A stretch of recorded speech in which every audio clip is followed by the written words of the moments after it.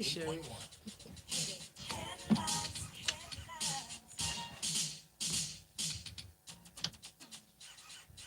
Get quick access to loans from Page Financials. Page Financials, taking you further.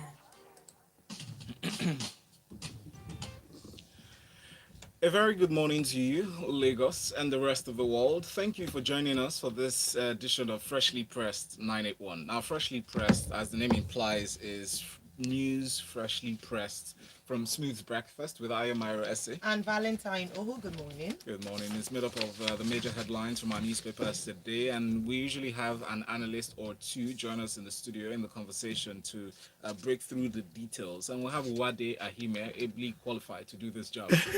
Good Good morning. morning, Valentine. Good morning, Aya. Good morning, Lagos. Welcome, Wade. Welcome, Wadi. Thank you for joining us. You can join the conversation as well by using our WhatsApp platform. Send your message there, 0809 444 0981.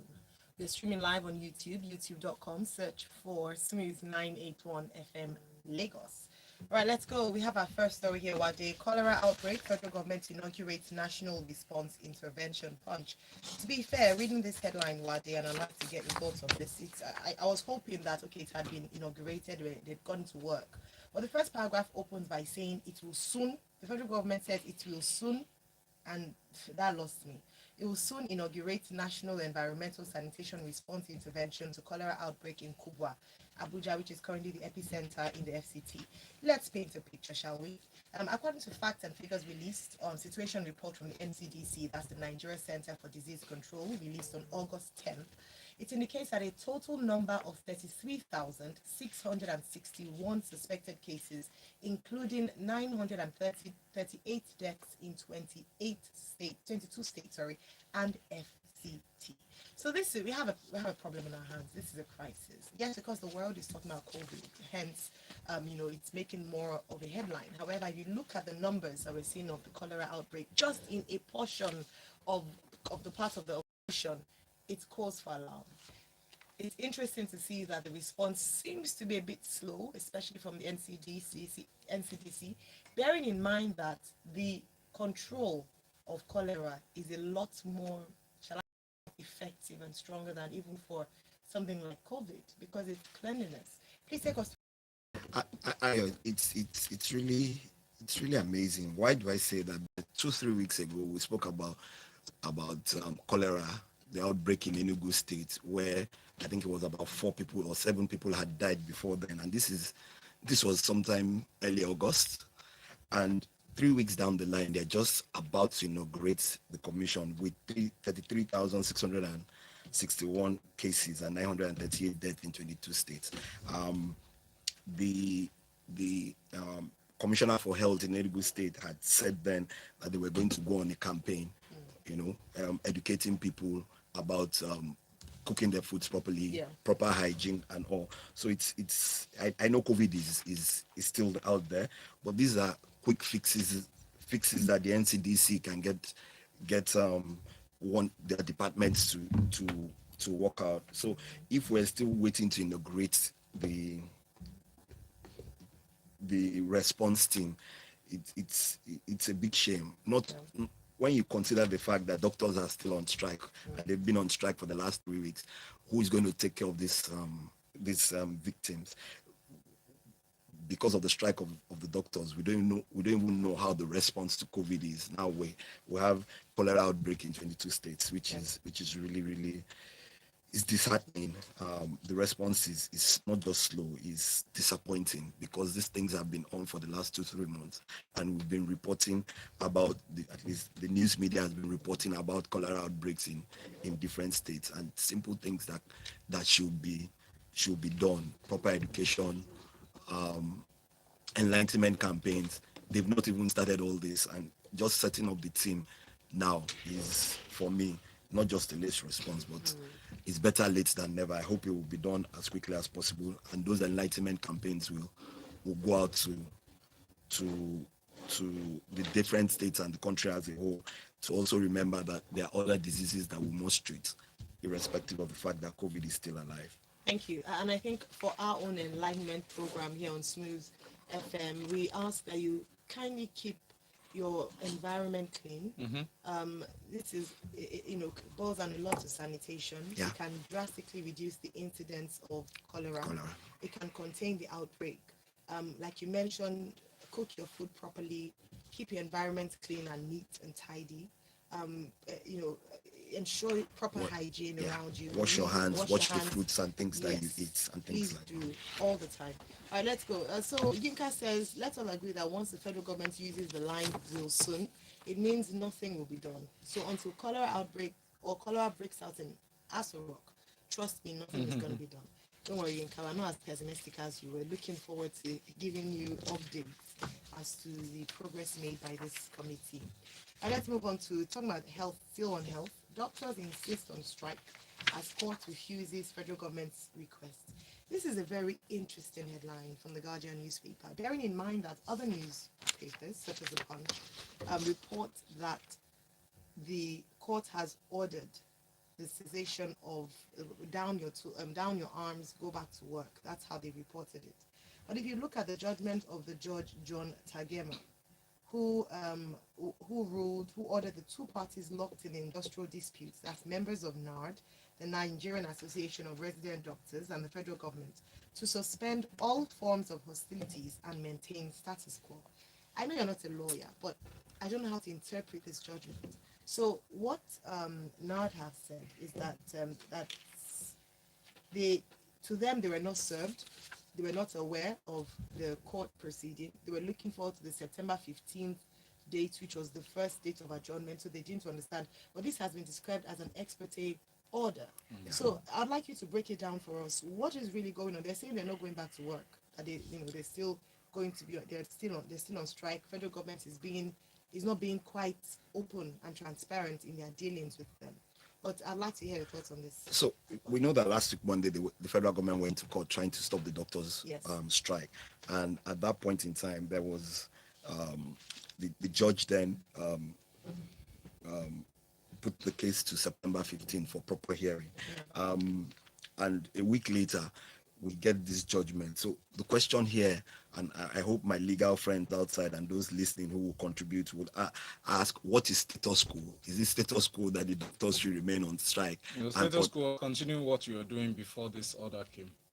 And what were they doing? The doctors were on strike. They were negotiating. So that for me will be the way I would interpret it as a layman. But the funny thing about it is that if the Nigerian Association of Resident Doctors are saying that they've not been served this judgment, then it calls to question how this information has been passed on to the body who is striking. What is federal government doing about the negotiations that had already started before now, saying that the doctors must first call off their strike, and it's a cat and mouse issue here, and the federal government is insisting that they must call off the strike, or they would go on their no work, no pay rule, which is what every time that you have this kind of things, the federal government comes out to say, rather than sitting down on the same table and having the proper negotiations. I feel for the doctors because over the last 6 months, they've been promised a number of things and nothing is being done. Yeah. And so with this judgment, for me, when I hear status quo, and like Valentine said earlier, status quo means continue the strike and continue the negotiations, and the federal government should come to the table and talk to the doctors. So let's hope that we would have something, both parties sit down and resolve these issues as quickly as possible towards ensuring that the doctors are available. Like we said earlier, there's COVID, now there's cholera. At the point in time, there was Lassa fever. We don't know what the status of that is currently. Let me just take a few statements that stood out in this report. According to the president of NARD, Uyilawa Ukwaiseyu, he said, we did not know that they went to court. We did not hear anything from them. We're just getting the reports from the social media. The only court we're taken to and we appeared was the National Industrial Court, which adjourned the matter for further hearing on September 15, 2021. Isn't that curious? Yes, it's very curious indeed. And then another statement says that even if they eventually serve us, we will meet with our lawyer. So they haven't been served. When asked if they would suspend the strike, they said they would meet their lawyer. Says Yes, the strike continues. We are law-abiding citizens, but we cannot rely on what we are reading in the social media, in his words. Then it said that we cannot sign anything as regards to calling of the strike when we're already in court, and no work, no pay, no work, no pay is also in motion. They are threatening to sack us. Why taking us to court instead of doing what they are supposed to do? So they're saying that one of the reasons is the failure of the government to meet its demand after they entered a memorandum of action in 2014. And that's why they're refusing to sign the new MOU. That why don't you even honor the past one, the previous one? And then you're accusing us of being unfair to patients in Nigeria. However, you are also being unfair to Nigerian citizens because you're not honoring our commitment. You're making us look like the bad guys, but you're not doing what you're supposed to do. So I think just to summarize, all that is going on. In certain climes, I would say that doctors usually are not, saddled with the inconvenience of worrying about how they get to work, what they eat, where they live. All these things, most times are taken care of, so that they can focus on the primary job of saving lives. Yeah, saving lives and You know, so providing healthcare. we should put that into consideration. Also consider the fact that when we say something, we should abide by it. Trust is a very important part. I wondered, and I shared this with you earlier, Valentine, that will the government hold them to account if they don't honor this ruling? Bearing in mind that on here we talked about the number of times the court has ruled and the government didn't obey it. Yes. What would be the And which is interesting because this was an ex parte order, so you don't need the other party to be there. Yeah. For it to be served or ruled. So what happened to the initial adjournment to September 15 before they quickly went to court to get an ex parte motion? So these are things that we all need to, both parties must sit down and consider. And even if it's just honor part of the original memorandum of agreement, then we'll know that we're moving forward. So Fabian says on WhatsApp, the ongoing cholera outbreak goes to show the government's lack of emergency preparedness to diseases. One wonders what it would take for them to be more proactive rather than reactive. Jerry says, good morning, Freshly Pressed Crew. Where's the president in all of this? Can he just intervene to save lives? Sean says, as a follow-up to the comment from another listener, even if there's a cholera outbreak in Aso Rock, nothing will be done. Last, he will fly out for a few weeks and park presidential jets in London at our expense. Our ministries and departments aside with these responsibilities, just one that's what they're doing.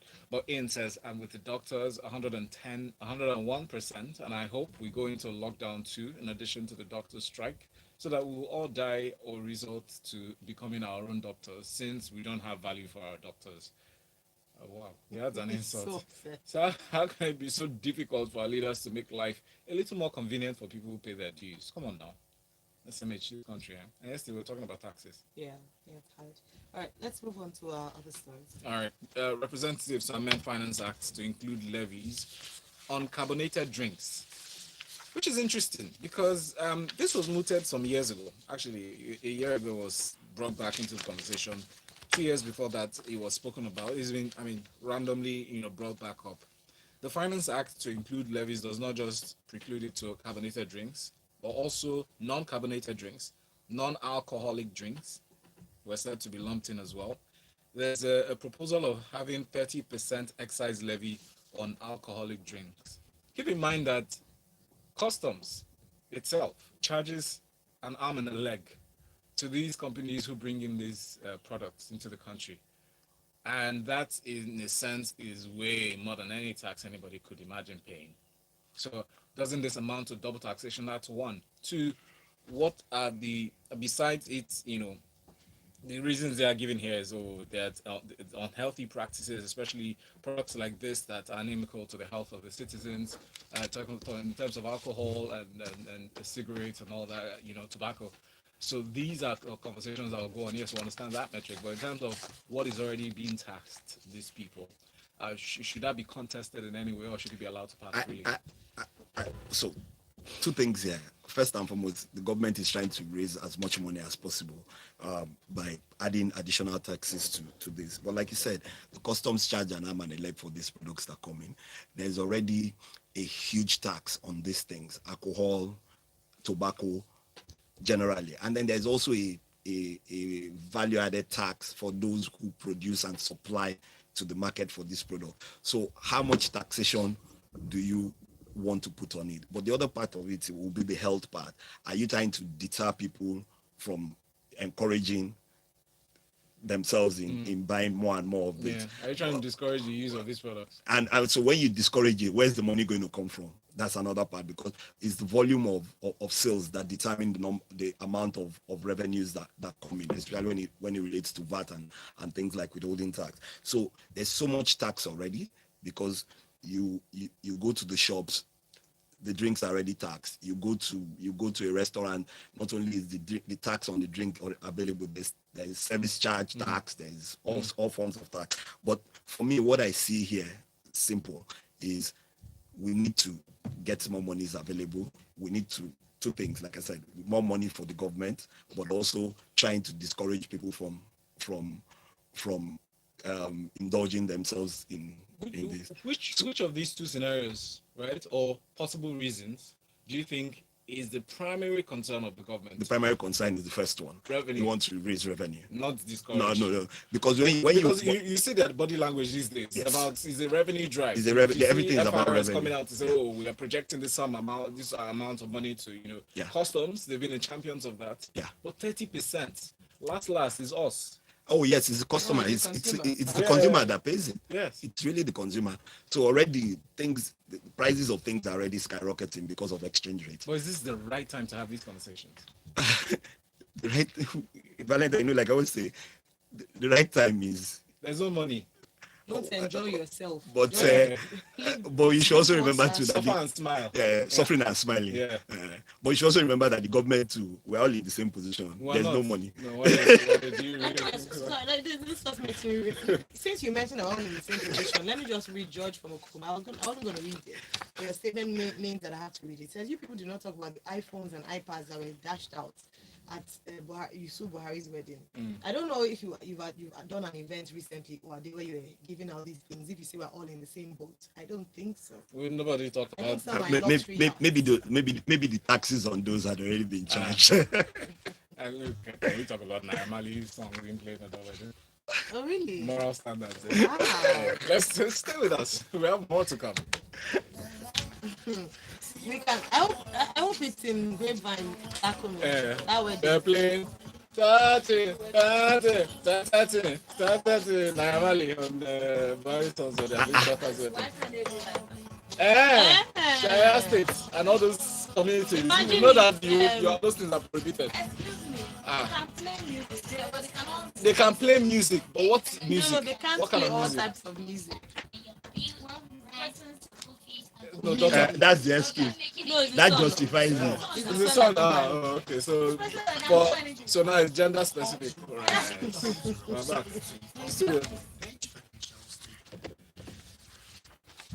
Thank you very much for staying tuned on Smooth 98.1 for Freshly Pressed 981.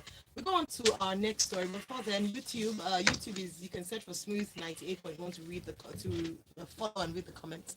About Femi Onobeson says, I do not know why the Minister of Health hasn't resigned yet. The entire health sector is being paralyzed due to disagreements with just one arm of the sector, all under his nose. All right, Dr. Hanere, just to mention that we would really like to hear a strong statement from that. Now, this next story from this day, United Nations report exposes secret program for repentant terrorists is worthy of reading. It's in this day newspaper for today. You can check them online. But it just talked about how a United Nations publication has detailed a secret government program tagged Sulu, designed to pull commanders of terrorist groups, including Boko Haram and the Islamic State for West African province, out of the forests, rehabilitate them, and provide them a means of livelihood. This report was based on 6 months of reporting and research, where government officials, former jihadists, analysts, journalists, displaced people, and civil society workers were interviewed, but nearly all asked to have their names withheld or altered due to security concerns. A few things have come out of this report, one of which is that some, in quote, repented terrorists haven't been prosecuted but are living on government funds. And one of such examples was a man who was who's based in Abuja, his name is Aliyu, yes. He's remarried to a forthright woman from the northeastern city of Maiduguri. She's also from Boko Haram, and they have been set up with a rent-free house in Kaduna. a business license, and a small monthly stipend provided by Nigeria's Domestic Spy Service, better known as DSS. It gives other examples of men like this who have been they've come under the radar and they've just been set up in business with the hope they are leaders in terrorist group with the hopes that they would also lure others. They're thinking that this is a better approach to winning this war rather than the brute force that we're used to. Please, Wade, like I mentioned, there's no way we can cover all that's uncovered in this report. It's worth reading. So Just please just share some just a thoughts with quick us. one. This is a war that has killed so many Nigerians, and it has brought about the high level of insecurity, or the spate of insecurity in Nigeria. Just to note that. But remember, I think it was 2 3 weeks ago when we were talking about the same repentant when we mentioned the repentant terrorists on this program, and saying, oh, you're just bringing them in and bringing them back into society. And the question then that we asked was, what is the program about? And this has just come to show, if this is true, this if this is true, it just goes to show you that there is really no process for this program. Like we know, this won't be the first set of people that they are trying to rehabilitate into the system. The Niger Delta amnesty program, it was clear, it was well detailed. The things that were going to be done and how you bring them back into society was clearly stated.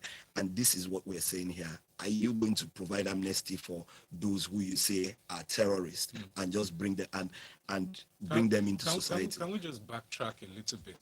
While some people might see this as a biased sentiment, but there's a bigger question here that always comes up when this conversation happens, right?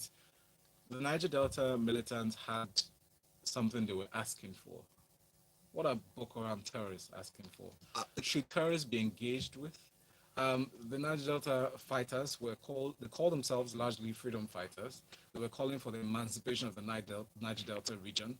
They were complaining about the oil pollution in their communities and how that's ravaged lives and destroyed properties and destroyed their source of livelihood, which is largely fishing. What are terrorists that kill and maim and hold states to ransom and challenges the sovereignty of a nation? What are they asking for? Why are we engaging? Why are we listening? Why are we having these conversations? Okay, so Valentine, I hear you, and that is one way to go about the case. But like across the world, sometimes wars only just continue to disintegrate the system. And so what do you do and how do you go about it? Sometimes it's good to sit down on the table and have these discussions. But the question... Discussions with who? Huh? Discussions with the terrorists. Oh, yes. We've had it. We've seen them on TV. I mean, So going into the bushes. we've seen what's going on in Afghanistan. Well, But would you suggest sitting down with criminals, murderers, to sit down with them for a conversation? So what's the other option? The other option is continuous war, which we can continue for God knows how long. So it's a tactical approach. Yeah, so you must look at it from different perspectives. Now, if those who are sitting down, are you with me, are willing, so there are different ways you go about them. There are some who you believe that the crimes are just too great and they must serve some form of what's it called, of punishment, and that will go. But these are things that you can sit down and have this discussion with them. But you must have a clear plan. You must have a clear plan, and this is what we don't have, and this is what this report is talking about. One last thing though, does that plan include a form of compensation? Since the government finds it convenient to have a conversation with these people, does it have a reservations or condition for compensating the families who lost lives, people who lost property? Exactly. And Valentine, that's what we're talking about. There's nothing. Nobody knows. Nothing. There are victims. Nothing. Nobody says anything about. So even if you have a plan, these are things that must be clearly stated out. And like you said about the amnesty for the Niger Delta, yes, there was a cost that they were fighting for, but there were proper plans put in place on how to try at least improve the things that had already been stated. Two things for me, and then we can move on to the next. Right? I think it's quite unfair to keep on drawing this comparison between the Niger Delta Avengers and Boko Haram, because they were fighting for a cause. These are they are against education and westernization. And doesn't make a lot of sense. And killings. That's one. Number two is that if we keep bringing terrorists to the negotiation table, would it ever stop it? Because you know that if I decide to go and all I need is enough force and power, and if I decide to go and lay siege particular parts of the town, once I do enough havoc, then I'll be brought to the negotiation table, given a house, a home, a wife, and be catered for on taxpayers' money. I also so let's go back to the basics of Nigeria. Like you said, education. Create the system that provides the right systems of education across board, and you will have less and less of this. All right. Thank you, Wadi. While it seems like it's rhetoric and talk, and government is trying to bandy bandits and terrorists, and not sure which to use. But we'll talk about more killings. So in real terms, people are still losing lives. Yeah, Kidnappings are still happening, right? And the government must deal with that. The police in Zamfara state have confirmed that government killed 4 persons and abducted 50 others in Goran and Amai town, Maradun local council of the state. These 4 persons who were killed have families, have people who have lost them, clearly. These 50 abducted people include those who are still in captivity. Leah Sharibu hasn't been released yet. What success are we talking about? And what is going on? Valentine, remember when I started earlier, I said the level of terrorism or the level of criminal activities has grown as a result of a number of all these things, and then to include the continued deterioration of the economy of Nigeria, mass unemployment, and just to name it. And this is another sad story. Gunmen kill 4. What happens to the family? Who is compensating them? And those were the questions that you're asking. How is the federal government even dealing with insecurity? This is just it's not only in the north now, it's all over Nigeria. You're scared of living where you are to go to not just to go to the next city because of this kind of things. What are we doing? We're not doing anything. The body language is zero, the physical actions zero, and all. And it is sad that we continually have this. These 50 people that have been abducted again. We can't count the number of people that have been abducted in the last 2-3 months. Thousands. What are we doing? How are we releasing them? We all claim we don't negotiate with terrorists, but of course there is. Our monies are being paid to these people every day. Which is why it's now becoming a profitable business. Oh yes, venture. it is. But for something to be profitable, there has to be somebody who's paying. Yes. Right. And there has to be someone who is also sponsoring. And there has to be somebody who's just standing aloof that has the power to stop these things. Yeah. You're right. So everybody has an equal responsibility to share this. What is the government's responsibility in this? The government's responsibility is to ensure that they provide the right security apparatus. Is that possible? It's a responsibility. Is it possible? Is it possible? Have they shown themselves to be able to do this? It is possible, but have they shown themselves? No, clearly.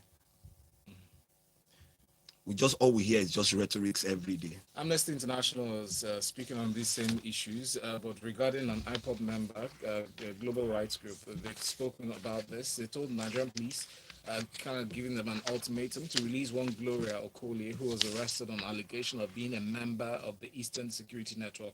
They said she supplies them, or rather not necessarily supply them, but she receives funds on their behalf and makes transfers to enable their operations. But what are your thoughts regarding this?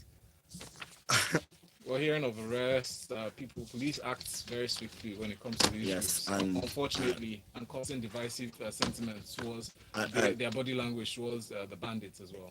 And I agree. And you remember, I think it was a few weeks ago when they were talking about inability to trace the mobile lines of kidnappers, but you can quickly trace the... I mean, we didn't follow through with our threat to block lines that are not registered. So you would assume that there are still lines that are still untraced. And that's what I'm saying. So someone does the business and he says, and do you have enough evidence for this?